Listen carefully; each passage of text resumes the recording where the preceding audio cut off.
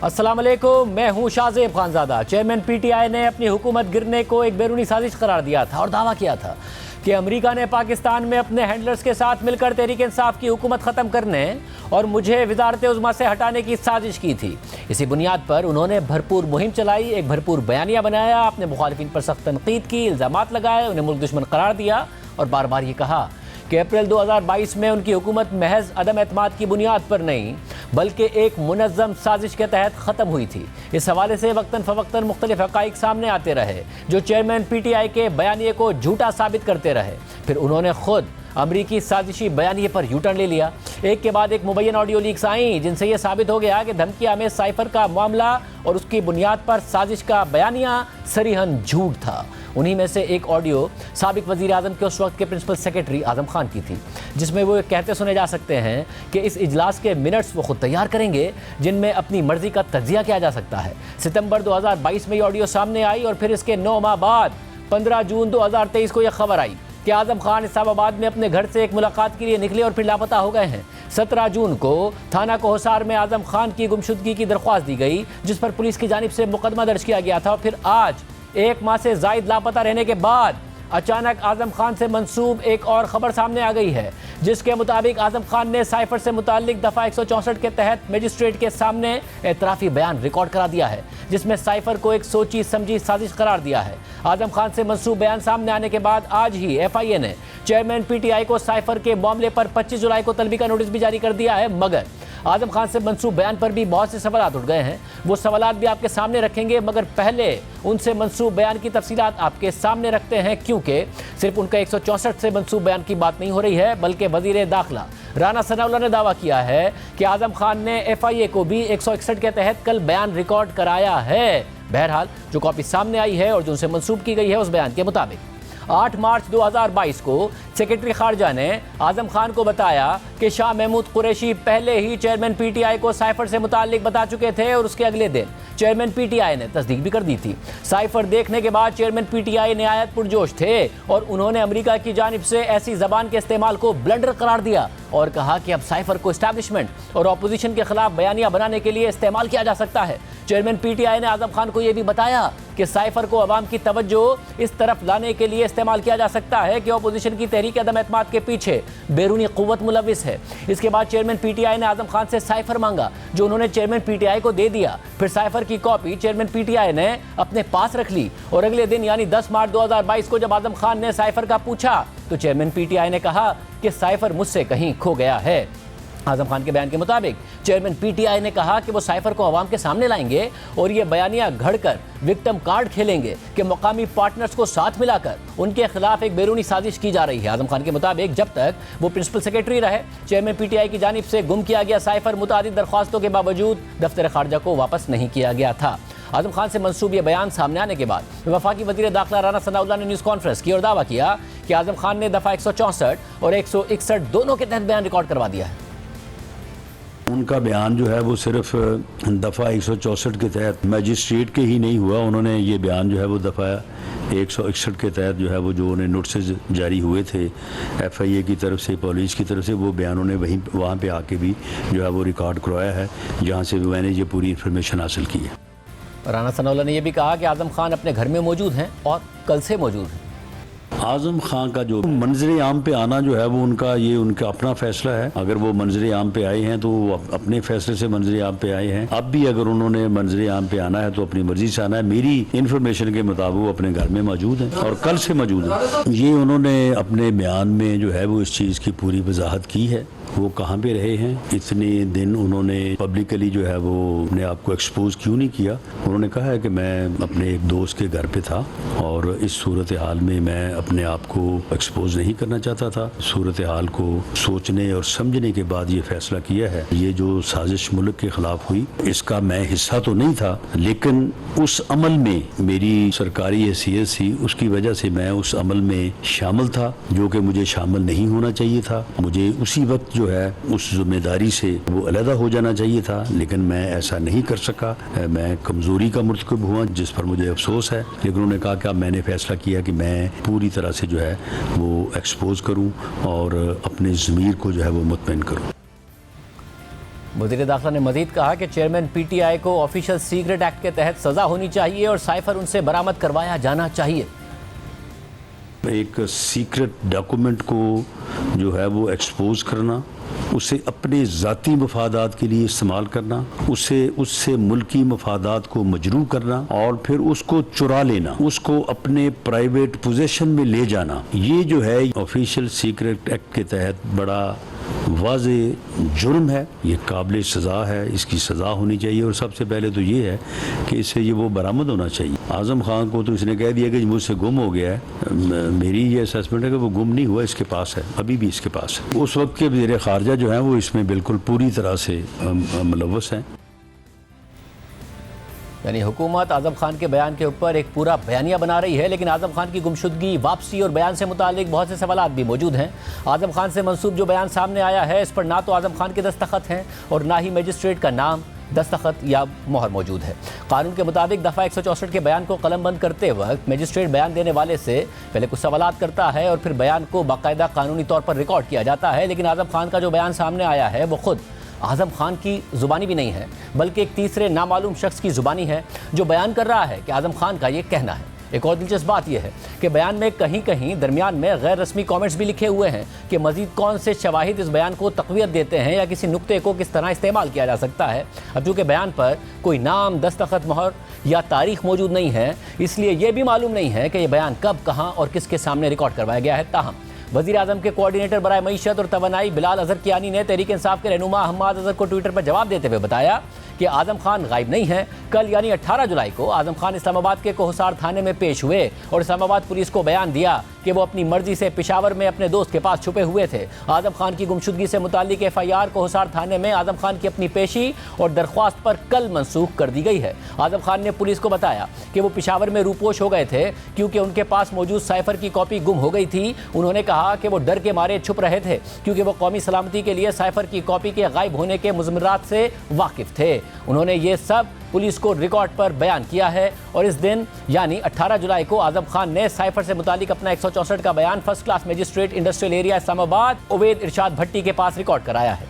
इस सारे मामले पर बात करने के लिए हमने आज़म खान के भांजे सईद खान से बार बार रब्ता किया, जिन्होंने आज़म खान की गुमशुदगी की रिपोर्ट दर्ज कराई थी। हमने उन्हें सवालनामा भी भेजा मगर सईद खान ने कोई जवाब नहीं दिया। मगर अब से कुछ देर पहले तहरीक इंसाफ के चेयरमैन ने ट्वीट करके एक अहम बात कर दी है। वज़ीर दाखिला राना सनाउल्लाह साहब हमारे साथ मौजूद। राना साहब बहुत शुक्रिया हमें ज्वाइन करने के लिए। राना साहब, FIA ने 25 जुलाई को इमरान खान साहब को तलब कर लिया है और इमरान खान साहब ने आज जो कुछ हुआ उस पर अब से कुछ देर पहले ट्वीट कर दिया है और कहा कि महज मुझे नाअहल करवाने और जेल में डालने की गर्ज से किसी भी मामले में मुलविस करने के खब्त में मुब्तला मुजरिमों के नालायक टोले ने एक मरतबा फिर अपने ही पाँव पर कुल्हाड़ी मार ली है। इन्होंने मुझे साइफर वाले तमाशे को पूरे एहतमाम से बेनकाब करने का एक मौका फराहम कर दिया है। कल मैं किसी लगी लिपटी के बगैर तमाम तफसीलात कौम के सामने रखूंगा। वो आगे ये भी लिखते हैं, मैं बताऊंगा कि कैसे हुकूमत का तख्ता उलटने और इन मुजरिमों जो मुल्क को तबाही के घाट उतार चुके हैं इनको इक़्तिदार में लाने के लिए एक साजिश रचाई गई। और मैं आपको यकीन दिलाता हूँ कि ये तफसीलात टेलीविज़न पर चलने वाले किसी भी ड्रामे से बढ़कर दिलचस्प और सहर अंगेज़ होंगी। मतलब वो तो कह रहे हैं कि आप लोगों ने अपने पाँव पर कुल्हाड़ी मारी है, वो कल सारा ड्रामा बेनकाब करेंगे और ये ऐसा होगा कि टेलीविज़न पर चलने वाले किसी भी ज़्यादा ड्रामे से दिलचस्प होगा।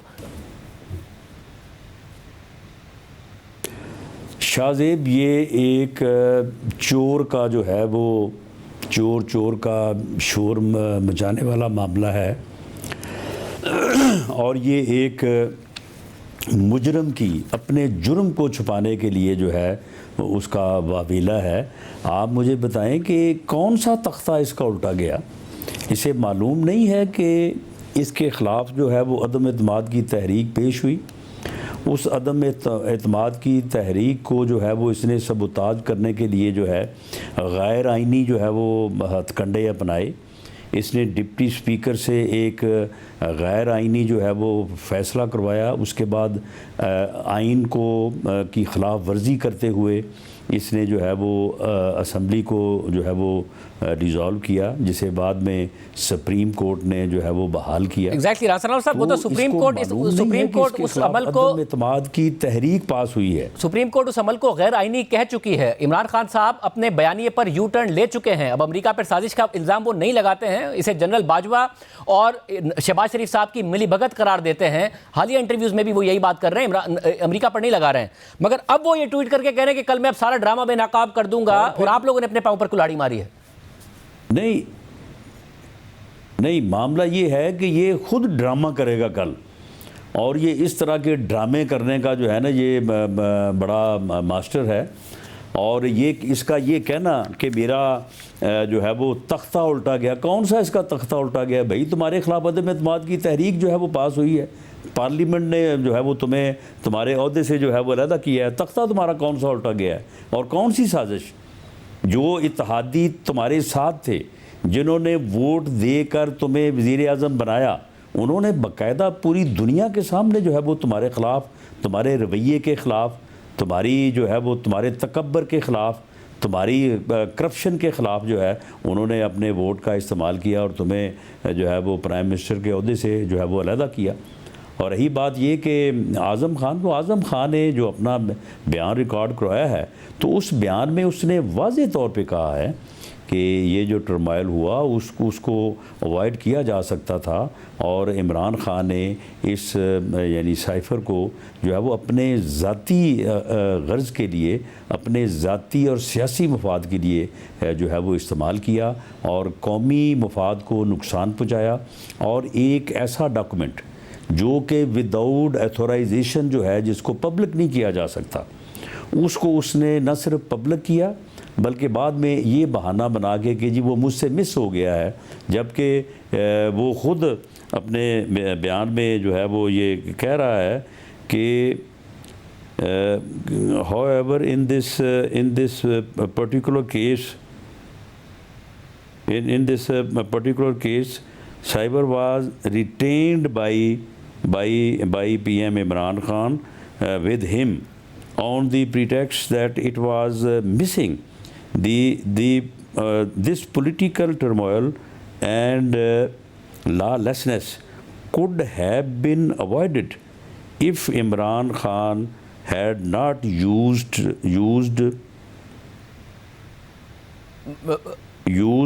twisted राज साहब, इसके जो मंदरजात हैं वो हम इसके political agenda, for his political agenda and personal gain।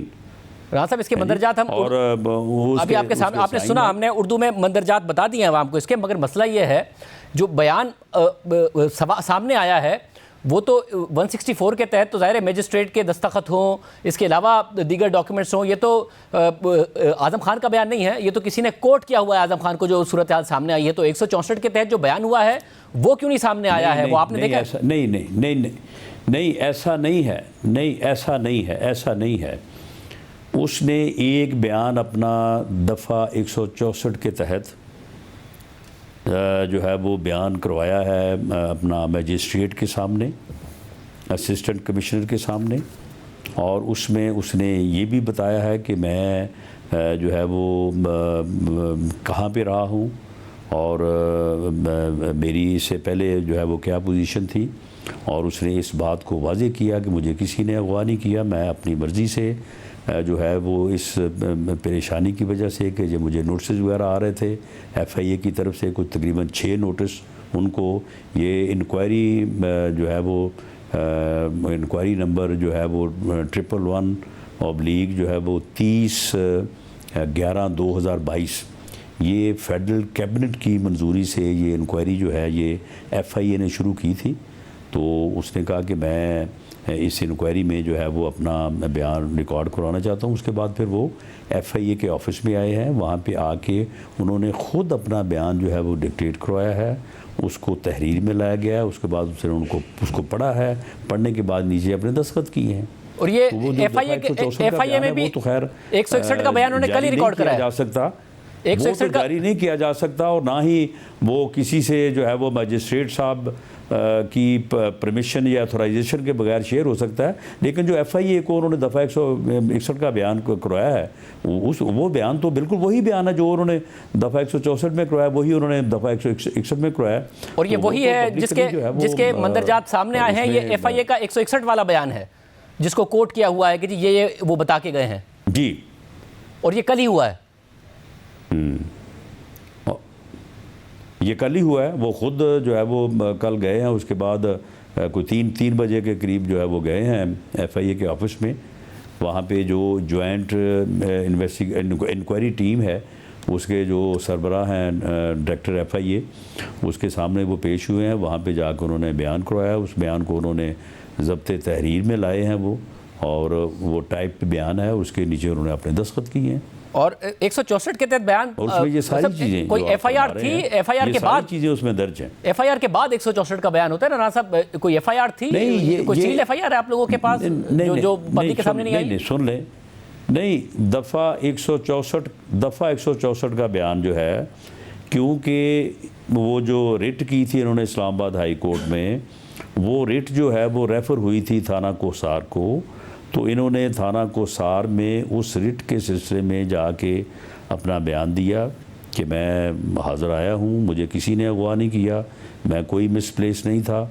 और साथ ही उन्होंने जो है वो वहाँ पे अपना जो है वो बयान दफ़ा 164 का जो है वो रिकॉर्ड करवाया।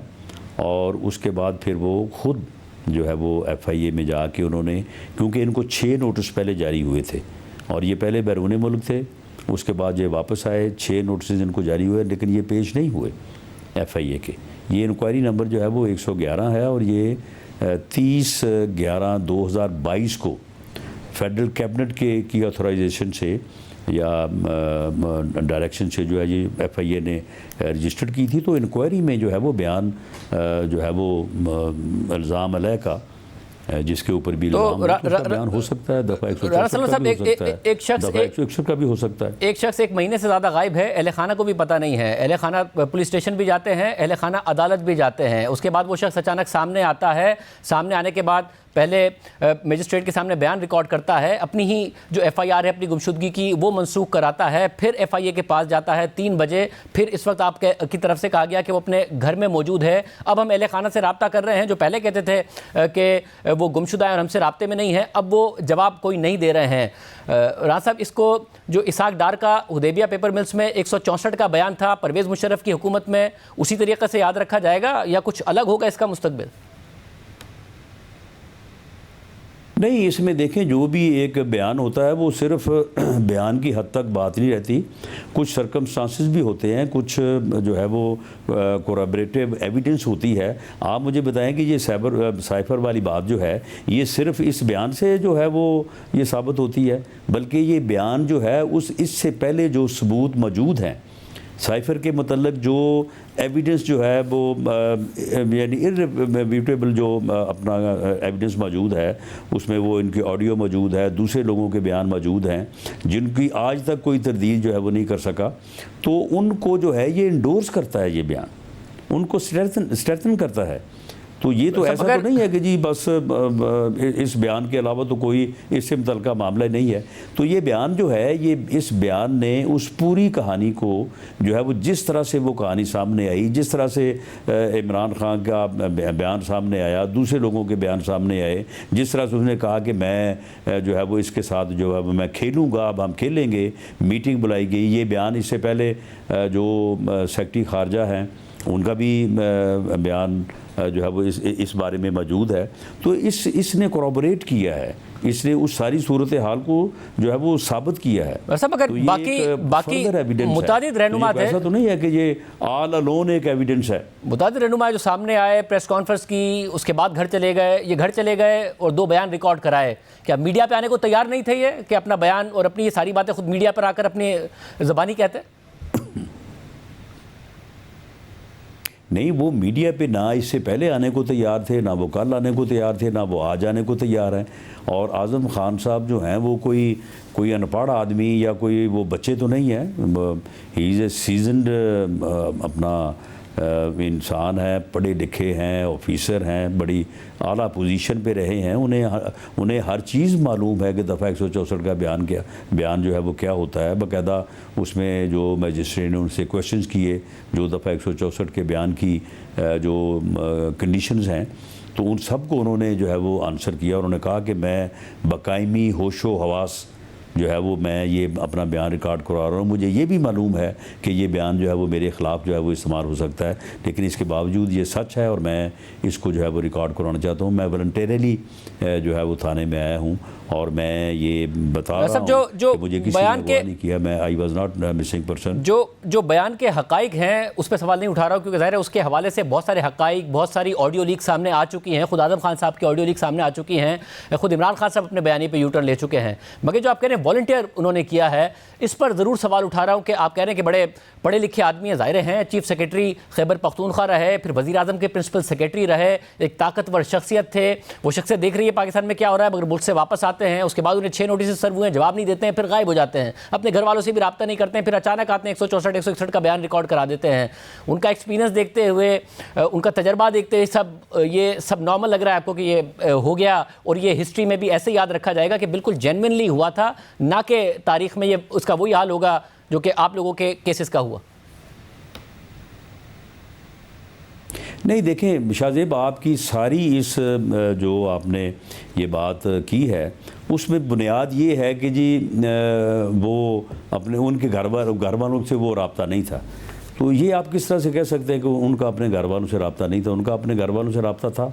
उनके भांजे ने आके कहा, जब आपने शहजाद इकबाल साहब के प्रोग्राम में ये कहा, आपने शहजाद इकबाल साहब के प्रोग्राम में कहा, तो अगले दिन उन्हीं के भांजे ने उनके प्रोग्राम में आके कहा कि ऐसा नहीं था। अगर उन्होंने इस बात को नहीं सुन लें, अगर उन्होंने मेरी इस बात की तायद नहीं की कि उनका घर वालों के साथ रब्ता था या नहीं था, तो उन्होंने आपकी बात की भी तो तायद नहीं की कि उनका घर वालों से रब्ता नहीं था। सब बोलेंगे तो पता चलेगा ना। वो तो 164 161 का बयान देकर खामोश हो गए, अचानक घर वाले भी खामोश हो गए हैं। नहीं, मामला ये है कि इस बारे में शाह महमूद कुरैशी साहब जो हैं वो इस बयान की रोशनी में और उससे पहले जो एविडेंस अवेलेबल है उसकी रोशनी में पूरी तरह से इस मामले में मुलव्वस हैं। इमरान खान साहब तो खैर मुलव्वस हैं ही हैं। उन्होंने तो उस ऑडियो को भी जो है वो उसको भी जो है वो उन्होंने चैलेंज नहीं किया था, जिसमें वो कह रहे हैं कि जी ये बयानिया में मिल गया है, तो अब इमाम इसके ऊपर जो है वो खेलेंगे। इसके अलावा जो असगर मजीद साहब थे जिनके हवाले से ये सारी बात जो है वो बनाई गई, उनका भी बयान जो है वो मौजूद है। उन्होंने भी इन हक़ाइक़ को कब बात हुई, कब मीटिंग हुई, मीटिंग में कौन कौन शरीक हुआ, वहाँ पे क्या क्या बात हुई, ये सारी चीज़ें जो हैं कोई ये ऐसा तो नहीं है कि आज़म खान साहब ने आज को आगे नई बात जो है वो कर दी है और इससे पहले कोई बात और तरह से। यही हक़ाइक़ हैं, इससे पहले भी यही है। असद मजीद साहब ने नेशनल सिक्योरिटी कमेटी को, आज़म खान साहब ने भी उन्हीं हक़ाइक़ के ऊपर जो है वो अब एविडेंस जो है वो दी है। मगर एक जो फैक्ट है जिसके लिए आप कह रहे थे कि साइफर इनसे बरामद करना पड़ेगा, पहले भी कह चुके हैं। अब इसमें अहम बात यह है कि इमरान खान साहब डिनाई नहीं कर रहे हैं इस बात को। आप लोगों ने उन्हें 25 जुलाई को बुला लिया FIA ने, मगर इमरान खान साहब कह चुके हैं, एंड आई कोट, कि एक साइफर मेरे पास था और वो गायब हो गया, कहीं हो गया, मुझे नहीं पता। वो तो खुद मान चुके हैं कि मेरे पास था साइफर। जो आज़म खान इल्ज़ाम लगा रहे हैं उसको तो मान चुके हैं चेयरमैन तहरीक इंसाफ। तो आगे क्या करेंगे आप उन्हें 25 जुलाई को बुलाकर? देखिए, इस इंक्वायरी के नतीजे में FIA की जो जॉइंट इंक्वायरी टीम है वो रिकमेंड करेगी कि इस एविडेंस की बुनियाद के ऊपर जो है, और वो जो उनको नोटिस जारी किया है कि आप आएँ और आके बताएं कि आपका क्या मौक़िफ़ है, उसको कन्फ्रंट करके वो जो साबित करेंगे कि इसके ज़ुम्मे ये जुर्म बनता है और इसके शरीके जुर्म फलां लोग हैं, उनके ख़िलाफ़ वो रिकमेंड करेंगे कि इनके ख़िलाफ़ इस जुर्म के तहत जो है वो मुकदमा दर्ज होना चाहिए और मुकदमा दर्ज हो के जो है वो इनको इंसाफ के कटहरे में पेश किया जाना चाहिए। और जो साइफ़र है उसकी कॉपी जो कि इन्होंने कहा है कि मिस हुई है, उसके मतलब भी वो इंक्वायरी करेंगे, इनको पूछेंगे कि वो कैसे मिस हुआ, कहाँ पे मिस हुआ, और अगर इनके पास है तो इनको कहा जाएगा कि आप उसको जो है वो पेश करें। वो कौम की अमानत है, वो क्लासिफाइड डॉक्यूमेंट है, और अगर ये तआवन नहीं करेंगे तो फिर इनको इंक्वायरी की स्टेज पे भी गिरफ़्तार किया जा सकता है, या फिर बाद में जब मुकदमा दर्ज करेगा तो उस स्टेज पे जो है वो गिरफ़्तार किया जा सकता है।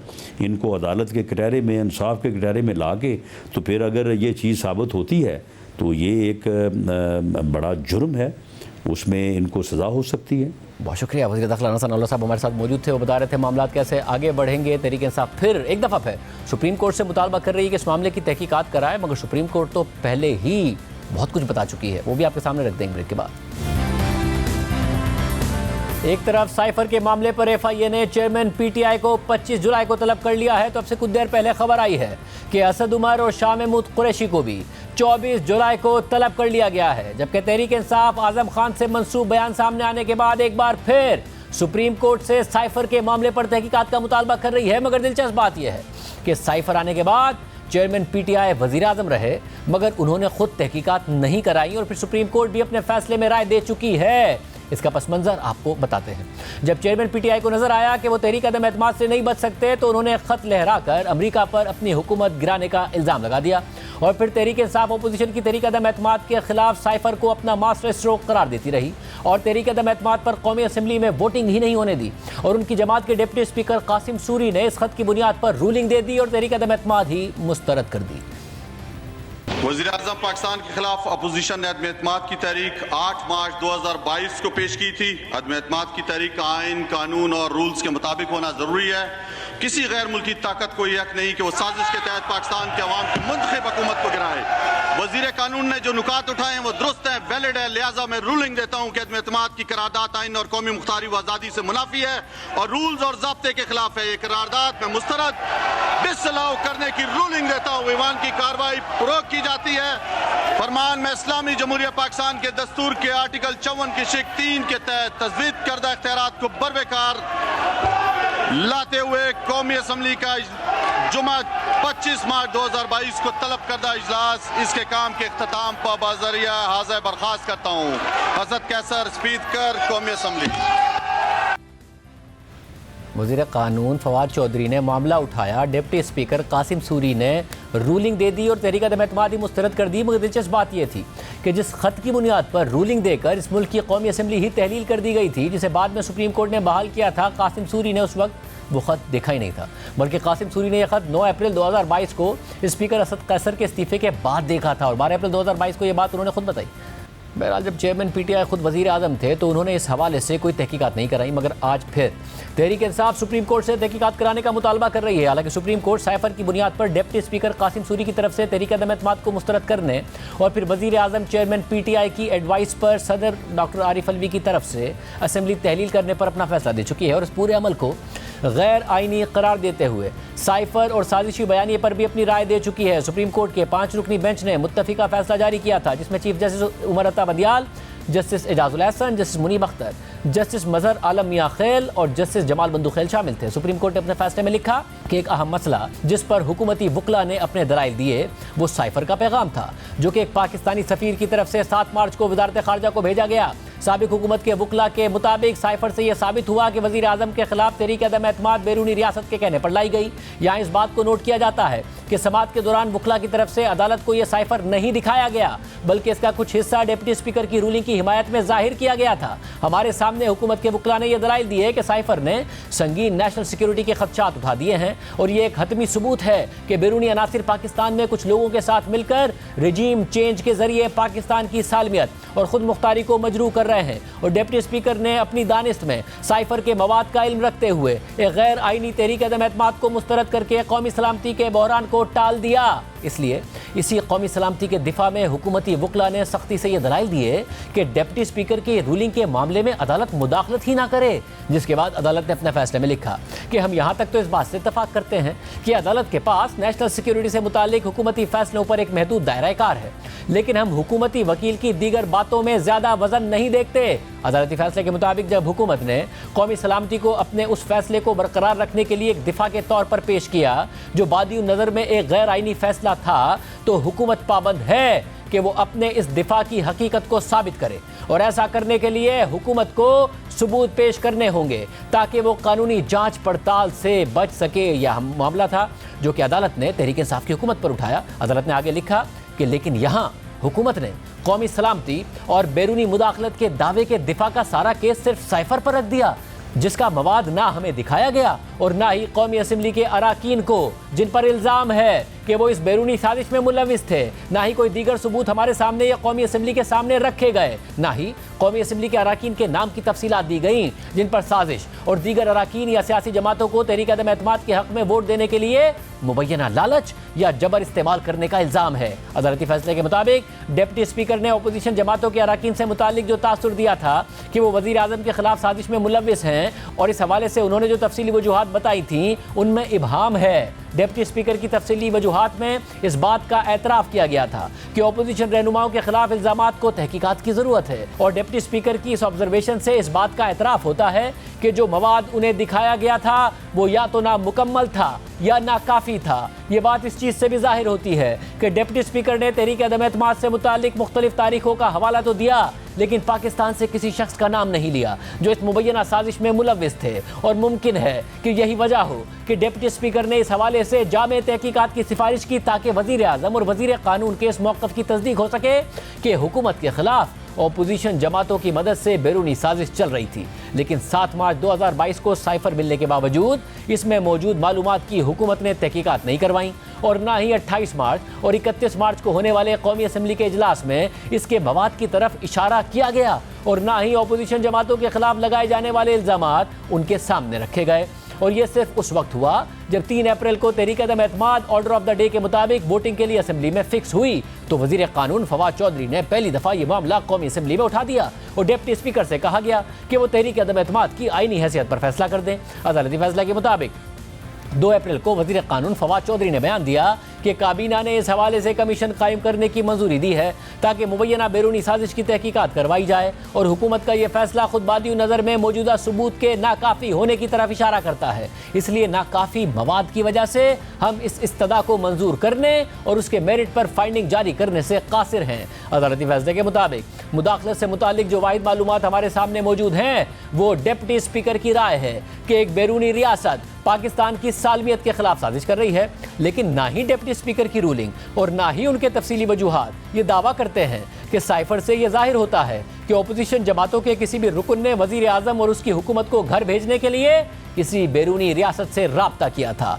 और इस हवाले से काबिल एतमाद सबूत की अदम मौजूदगी में अदालत हुकूमत का यह दिफा कबूल नहीं कर सकती कि डिप्टी स्पीकर की तरफ से आइन के आर्टिकल 95 की खिलाफ वर्जी को कौमी सलामती के नाम पर अदालती जांच पड़ताल से तहफ़्फ़ुज़ हासिल है। अदालती फैसले के मुताबिक आर्टिकल 95 के तहत डिप्टी स्पीकर के पास 28 मार्च के बाद 7 दिन थे कि वो तहरीक अदम एतमाद पर वोटिंग कराते, जिससे उन्हें 4 अप्रैल तक वक्त मिला। इसलिए जब वज़ीर कानून फवाद चौधरी ने 3 अप्रैल को साइफर से मुताल्लिक बात की तो डिप्टी स्पीकर के पास मौका था कि वो साइफर के मवाद और उसके असरात से मुताल्लिक कौमी असम्बली में बहस करवाते, लेकिन किसी भी रुकन असम्बली को सुने बगैर डिप्टी स्पीकर ने सिर्फ वज़ीर कानून के इल्ज़ामात पर तहरीक अदम एतमाद को ही मुस्तरद कर दिया।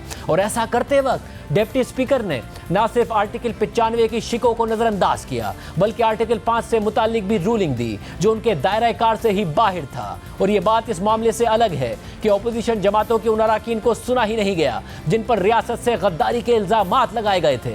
अदालती फैसले के मुताबिक हुकूमत का यह मौक़िफ़ कि अदालत कौमी सलामती के दिफा और पाकिस्तान की सालमियत की खिलाफ वर्जी के इल्ज़ामात का खुद नोटिस ले, इसकी कोई नज़ीर मौजूद नहीं है और सबूतों की अदम मौजूदगी में अदालत के पास इंक्वायरी के आगाज़ का दायरा कार ही नहीं है। और जहाँ तक स्पीकर की तरफ से तहरीक अदम एतमाद को मुस्तरद करने का मामला है तो ना ही आइन और ना कौमी असम्बली के रूल्स स्पीकर या डिप्टी स्पीकर को यह अख्तियार देते हैं कि वो तहरीक अदम एतमाद को नाकाबिल समात करार देकर एक रूलिंग के जरिए मुस्तरद कर दें। आर्टिकल 95 और रूल 37 तहरीक अदम एतमाद से मुताल्लिक मैंडेट देते हैं और ये बात साफ हो जाती है कि वज़ीर आज़म के खिलाफ तहरीक अदम एतमाद को मुस्तरद करने और असम्बली के इजलास को ख़त्म करने की डिप्टी स्पीकर की रूलिंग गैर कानूनी थी। यानी सुप्रीम कोर्ट पहले ही राय दे चुकी है। और जब चेयरमैन PTI ने कौमी सलामती कमेटी के इजलास का सहारा लिया तो साबिक DG ISPR ने भी उस वक्त वाजे किया था कि कौमी सलामती कमेटी के इजलास में बताया गया था कि कोई साजिश नहीं हुई है। आर्मी चीफ समेत किसी भी सर्विसेज चीफ ने यह नहीं कहा कि साजिश हुई है। यानी ना तो सुप्रीम कोर्ट ने साजिशी कहानी को दुरुस्त माना और ना ही पाक फौज इसकी तस्दीक कर रही थी, बल्कि तहरीक इंसाफ से ताल्लुक़ रखने वाले सदर मुमलिकत डॉक्टर आरिफ अलवी भी कह चुके हैं कि मैं साजिश के हक़ाइक़ से मुत्तफ़िक नहीं हूँ, इसलिए चीफ जस्टिस ने तहक़ीक़ात के लिए कहा। फिर आरिफ अलवी पर तनक़ीद हुई कि चेयरमैन PTI अमरीकी साजिश का बयानिया बना रहे हैं, मगर उन्हीं की पार्टी से ताल्लुक़ रखने वाले सदर मुमलिकत चेयरमैन PTI के बयानिए पर शक का इजहार कर रहे हैं। तो मुल्क के सदर को भी वजाहत देना पड़ी। उनकी तरफ से अगले दिन ही ये बयान सामने आ गया कि साइफर के हवाले से सदर के बयान को मुकम्मल तौर पर सियाक व सबाक से हटकर पेश किया गया। यानी सदर मुमलिकत को भी साजिशी बयानिए पर शकूक व शुबहात थे, मगर उन्हें भी पार्टी दबाव की वजह से वजाहत देना पड़ी। मगर खुद देखिए कि सदर आरिफ अलवी के बयान में कुछ भी सियाक व सबाक से हटकर नहीं था। और जब अमरीकी साजिश बयानिया झूठा साबित हुआ तो खुद चेयरमैन पीटीआई ने अमरीकी वफ़द से मुलाकातें शुरू कर दी। पीटीआई के दीगर रहनुमा अमरीकी हुक्काम से मिलने लगे, अपना मुआशी प्लान पेश करने लगे। अमरीका में तहरीक इंसाफ के बेहतर तासुर और ताल्लुकात की बेहतरी के लिए $25,000 माहाना पर PR फर्म को भी हायर किया गया। और फिर चेयरमैन पीटीआई कहने लगे कि दो तरफा ताल्लुकात में मसले आते हैं और हल हो जाते हैं। इसका ये मतलब नहीं है कि कुट्टी हो गई है। और अब चेयरमैन पीटीआई अमरीकी सियासतदानों और हुकूमत से अपने हक में बयान देने के मुतालबात कर रहे हैं। प्राइम में शामिल करते हैं। चीफ जस्टिस उमरता बंदियाल 16 सितंबर को रिटायर होने वाले हैं और उनकी रिटायरमेंट से पहले उन्हें एक अहम केस का फैसला करना है। और वो केस 9 मई के वाक़यात से मुताल्लिक सिविलियंस के मिलिट्री ट्रायल का है, जिसकी हिमायत न सिर्फ अस्करी क़यादत बल्कि हुकूमत भी कर रही है। और इस केस में चेयरमैन पीटीआई समेत पीटीआई की क़यादत और हज़ारों कारकुनान पर तलवार लटक रही है। इस वक्त तेज़ी से इस केस से मुताल्लिक कार्रवाई आगे बढ़ रही है। चीफ जस्टिस की सरबराही में इस वक्त 6 रुकनी बेंच इस केस की समाअत कर रहा है। दरख्वास्त गुजार अपने दलाइल दे चुके हैं और सुप्रीम कोर्ट इस मामले में फुल कोर्ट की दरख्वास्त को भी मुस्तरद कर चुकी है। जबकि आज की समाअत के दौरान तमाम 6 जजेस ने मिलिट्री ट्रायल के तरीक़ाकार पर संगीन सवालात उठाए और मिलिट्री ट्रायल में अपील के हक से लेकर सिविलियंस के बुनियादी हुकूक के मामले तक बात की गई। और अटॉर्नी जनरल को इन तमाम मामलात पर हिदायत लेकर दोबारा दलाइल देने का हुक्म दिया गया है। आज समाअत के आगाज़ में ही अटॉर्नी जनरल ने अपने तहरीरी जवाब से मुताल्लिक दलाइल देना शुरू कर दिए, तस्वीरी शवाहिद भी पेश किए और अदालत के सामने मौक़िफ़ अख्तियार किया कि 9 मई को 3 से 7 बजे के दरमियान मुख्तलिफ इलाकों में फ़ौजी तनसीबात और अमलाक को नुकसान पहुँचाया गया। जिस पर चीफ जस्टिस ने सवाल किया कि क्या मुजाहिरीन ने मस्जिद पर भी हमला किया। अटॉर्नी जनरल ने जवाब दिया कि मुजाहिरीन ने 9 मई को कोर कमांडर हाउस के अंदर मस्जिद पर भी हमला किया। एक हमलावर ने कोर कमांडर की वर्दी पहन ली थी।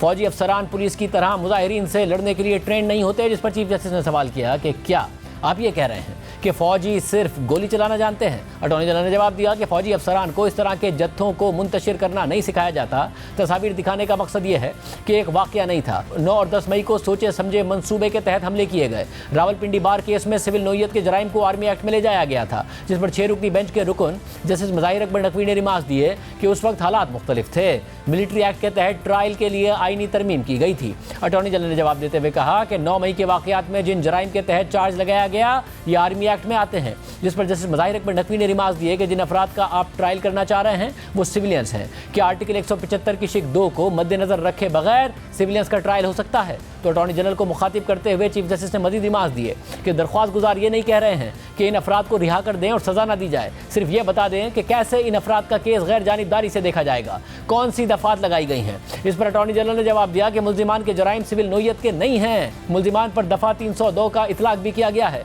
इस दौरान जस्टिस मज़ाहिर अकबर नकवी ने रिमार्क्स दिए कि क्या किसी आर्मी अफसर की डेथ भी हुई। अटॉर्नी जनरल ने नफ़ी में जवाब देते हुए कहा कि किसी आर्मी अफसर के जानी नुकसान की कोई इतलात नहीं है।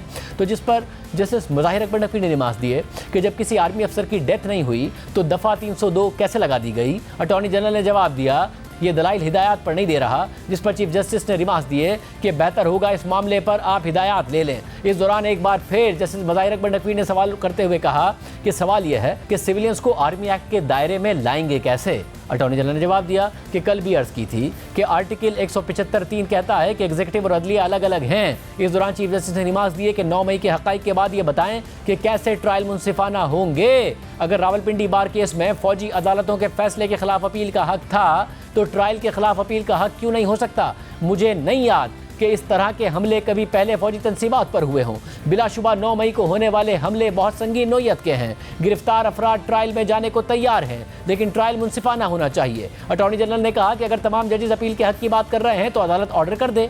तो इस दौरान जस्टिस ज़िया अफरीदी ने अटॉर्नी जनरल को मुखातिब करते हुए रिमार्क्स दिए कि आप अपील का हक आर्मी एक्ट के तहत दे दें, आईनी तरमीम लाएं, अदालत से अपील का हक क्यों मांग रहे हैं। जबकि जस्टिस आयशा मलिक ने बुनियादी इंसानी हुकूक के हवाले से ऑब्जर्वेशन देते हुए कहा कि आइन हर शख्स को बुनियादी हुकूक का तहफ़्फ़ुज़ देता है। मौजूदा केस में भी बुनियादी हुकूक की फराहमी अहम सवाल है। तमाम गिरफ्तार अफराद के बुनियादी हुकूक इस पूरे अमल में महफूज होने चाहिए थे। गिरफ्तार अफराद के बारे में मालूम ही नहीं कि वो कहाँ हैं और ना ही उनके नाम पब्लिक किए गए हैं। जैसे मुनीब अख्तर ने रिमार्क दिए कि आर्मी एक्ट को उन लोगों के लिए डिज़ाइन किया गया जिन पर बुनियादी हुकूक लागू नहीं होते। आर्मी एक्ट में कोई गलती नहीं, कानून बनाया ही मखसूस अफराद के लिए गया था, मगर अब उन अफराद को भी आर्मी एक्ट के दायरे में घसीटा जा रहा है जिनके बुनियादी हुकूक का तहफ़्फ़ुज़ आइन देता है। जिस पर अटॉर्नी जनरल ने जवाब दिया कि मैंने ट्रायल से पहले शवाहिद की समरी पेश की है, ट्रायल के लिए अगर अदालत बेहतर तजवीज़ दे तो इस पर अमल करेंगे। इस दौरान जस्टिस मज़ाहिर अकबर नकवी ने रिमार्क दिए कि मिलिट्री कोर्ट्स फैसलों में सिर्फ उतना ही लिखती हैं कि जुर्म साबित हुआ या नहीं, जिस पर चीफ जस्टिस ने भी रिमार्क देते हुए कहा कि क्या फौजी अदालतों के फैसलों में तफसीली वजूहात होंगी। अटॉर्नी जनरल ने जवाब दिया कि अगर सुप्रीम कोर्ट हुक्म देगी तो तफसीली वजूहात भी फौजी अदालतों के फैसले में शामिल होंगी, जिस पर चीफ जस्टिस ने रिमार्क दिए कि आपको मुतमईन करना होगा कि ट्रायल के बाद अपील का हक होगा। जासूसी के इल्जाम में गिरफ्तार कुलभूषण यादव को हाई कोर्ट में अपील का हक दिया गया था। इस हवाले से अटॉर्नी जनरल ने जवाब दिया कि उस केस में कानून साजी के जरिए एक एलियन को हक दिया गया था, जिस पर जस्टिस एजाजुल एहसन ने मुस्कुराते हुए रिमार्क दिए कि वो एलियन है या इंडियन। लफ्ज़ एलियन की तो कुछ और तशरीहात हैं। इस दौरान चीफ जस्टिस ने रिमार्क दिए कि आपको एक तजवीज़ देते हैं, आर्मी एक्ट पर हिदायत ले लें। आर्मी एक्ट एक मखसूस क्लास पर लगता है, आर्मी एक्ट सब पर नहीं लगता। आप 1-2 दिन का वक्त ले लें, जिस पर अटॉर्नी जनरल ने जवाब दिया कि परसों तक का वक्त दे दें, जिसके बाद अदालत ने केस की समाअत 21 जुलाई यानी जुमे तक मुलतवी कर दी और जुमे को जो प्रैक्टिस एंड प्रोसीजर एक्ट के हवाले से समाअत होनी थी उस केस को मिलिट्री कोर्ट की समाअत की वजह से डीलिस्ट कर दिया गया और बाकायदा सुप्रीम कोर्ट ने इस हवाले से नोटिस भी जारी कर दिया। इजाज़त दीजिए, अल्लाह हाफ़िज़।